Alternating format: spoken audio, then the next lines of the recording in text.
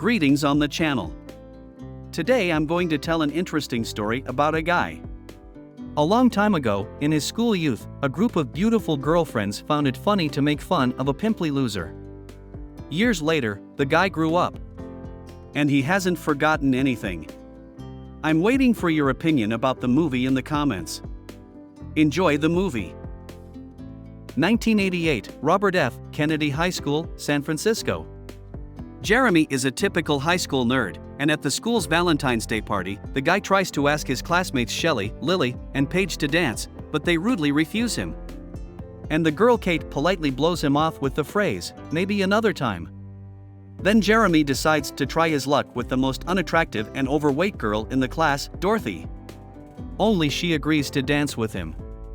And after the dance, Dorothy and Jeremy kiss under the bleachers, where they are found by a bullying bunch of classmates. Dorothy immediately calls Jeremy a pervert. The girl pretends, on purpose in front of her classmates, that Jeremy attacked her and forcibly kissed her.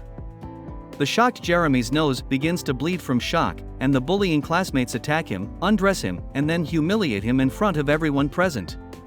13 years later, on the eve of Valentine's Day, we see Shelley, Jeremy's former classmate who turned him down for a dance. The girl is now in medical school. One late evening, Shelley is studying for an anatomy exam. The girl has already prepared to work, as suddenly she heard a noise coming from the locker room. There turns out to be a classmate who just came in for a jacket. After he leaves, Shelley notices on her locker door a Valentine with a strange poem. "The journey of love is an arduous trek, my love grows for you as you bleed from your neck." Shelley went back into the office and began the autopsy, but suddenly the mannequin took a breath. Shelley ran farther away in fright and accidentally hit the pantry door, which is where the real body fell out. The girl looked back at the table and saw that it was empty. After which a man in a black robe and Cupid's mask appeared. Shelley is terrified and tries to run away and hide.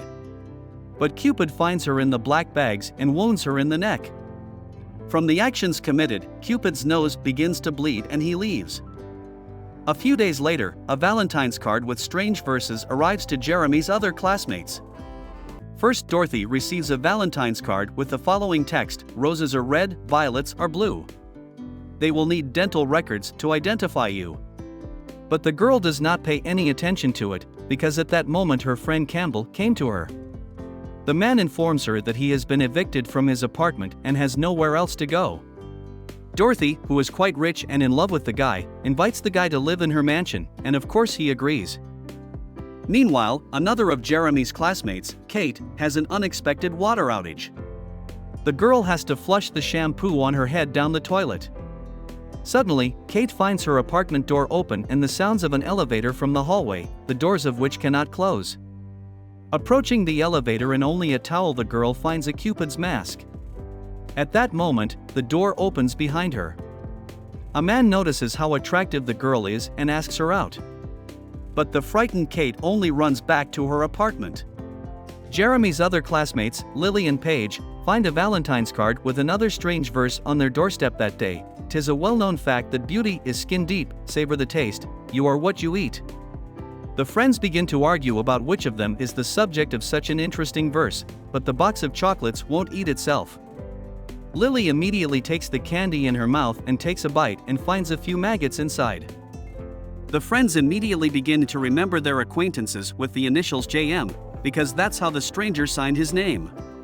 Suddenly Paige thinks of Jeremy Moulton, the school nerd they had rudely rejected at the school disco in 6th grade.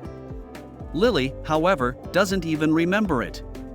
But friends make a joke of it, saying it can't be Jeremy.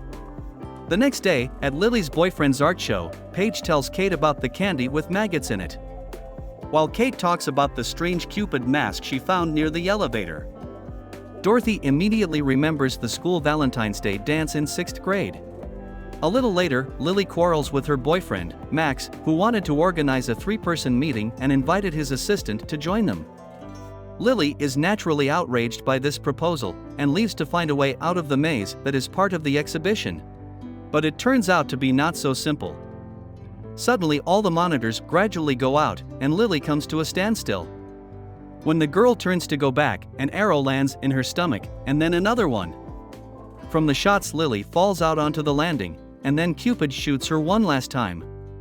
After that, Lily falls over the railing, and after flying a dozen floors, falls right into a garbage can. After the exhibition, Kate spends time with her ex-boyfriend Adam. The girl shares her impressions about the exhibition and talks about strange postcards, a crazy neighbor, and a Cupid's mask.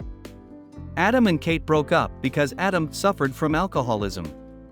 Kate was frightened that alcohol causes Adam to lose control completely. But the man assures that he has not been drinking for more than 3 weeks, says that he has changed, and wants to resume the relationship. The next day, Paige, Kate, and Dorothy are visited by Detective Leon, who is investigating the murder of their classmate Shelley. The detective shows the girls a card that came to Shelley's parents that says, "Too bad, so sad." And the signature, Jeremy Milton.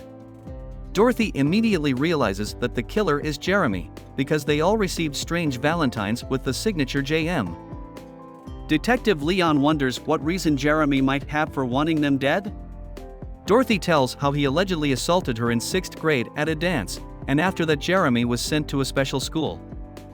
The next day at the police station, having gathered all the information, Detective Leon tells the girls the real story. It turns out that after spending a year in a special school, Jeremy was sent to a correctional institution, and after another 6 months Jeremy was sent to a mental institution. The detective also manages to find out that his parents died in a fire a year ago. Then the detective took a photo of little Jeremy from his file and made a rough sketch of the man. There's no way of knowing where Jeremy lives or what he looks like. Maybe he's had plastic surgery. The detective also wonders where their friend Lily is. The girls say that there is no reason to worry, because Lily flew to Los Angeles in the morning to work. Then the detective asks the girls about their men and acquaintances. The most suspicious is Dorothy's boyfriend, Campbell, whom she met only a month ago and who already lives in her house. At this time, Kate's apartment is snuck into by her neighbor, who is doing something in the girls' room. Suddenly, a man in a Cupid's mask enters the apartment and destroys the abnormal neighbor with a red-hot iron. Later, Kate and Paige received a call from Dorothy. The girl told them that a detective had come to see her boyfriend, Campbell. He questioned the man for 2 hours and told him not to leave town. Right after Dorothy, the girls get a call from the detective. Leon tells them that the police have apprehended a certain Marquette, who may be involved in Shelley's murder, but in any case Jeremy Milton is still wanted. So the detective advises the girls to be careful and stay together, and as soon as something becomes clear he will call them. Dorothy at this time gives Campbell a Rolex watch for Valentine's Day. Afterward, they were going to do the night's business, but something broke on Campbell's watch. Dorothy decides to go take a shower. Suddenly the guy walks up to the girl and hands her his gift, a Cupid pendant. A little later, Dorothy tells Campbell that the hot water is off, and the girl asks him to go down to the basement to turn on the spare boiler. Campbell, not realizing what awaits him there, goes downstairs, and there a man in a Cupid's mask deals with him. In the evening, all the girlfriends and a bunch of guests gather at Dorothy's house for a Valentine's Day celebration. Despite the detective's request, the girls don't stick together. Kate sits at the bar with Adam. Dorothy is sad alone, having told her friends that Campbell dumped her. And Paige goes with her new beau, Brian, to the bedroom, since the guy promised to show her a surprise. But the surprise did not please Paige, and the offended girl is about to leave. Meanwhile, Campbell's ex-girlfriend, Ruthie, comes to see Dorothy. She asks for the Cupid's pendant back, since the pendant belongs to her and Campbell just stole it. Ruthie tries to reason with Dorothy, but she doesn't believe that Campbell could have tricked her. Ruthie, realizing that it is useless, goes away, but not home, but to Dorothy's bedroom, where she goes through Campbell's things and finds the watch. Hearing noises outside, Ruthie goes out to avoid being caught red-handed. Suddenly in the hall the girl meets Cupid, who drags the maid. Frightened, Ruthie tries to escape and hides, but Cupid finds her and continues his work. Kate meanwhile meets Lily's boyfriend, Max, who is looking for Lily. Kate tells the man that Lily is in Los Angeles for work. However, Max reports that he called there, but Lily did not show up at the office. Kate immediately reports this to Dorothy, and then the detective calls. Leon breaks the news that Marquette has been released for lack of evidence against him, which means he could be anywhere right now, including at the party. So the detective heads over there as well. Kate then meets Adam, who hasn't kept his promise, and gets drunk again. The couple fights, and Kate runs away. Meanwhile, Paige is relaxing in the hot tub when suddenly a stranger tosses her a rose. As Paige goes in search of the romantic stranger, Cupid attacks from behind and throws the girl back into the hot tub. He then closes the hot tub with a special lid. Cupid takes up a drill and tries to drill Paige, but he only manages to hurt the girl a little.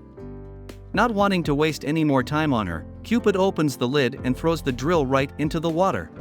A short circuit causes the lights to go out at the party and all the guests decide to go home. Dorothy suddenly puts forward a theory to Kate that Adam could be this Cupid.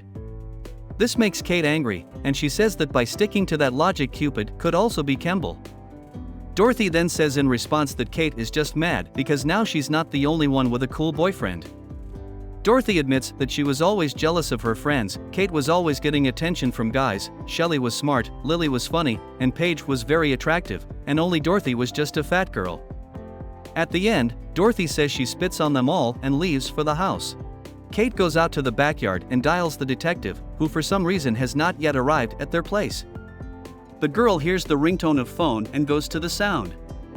She finds the detective in the pond, and in shock runs back to the house to warn Dorothy that Cupid is already here.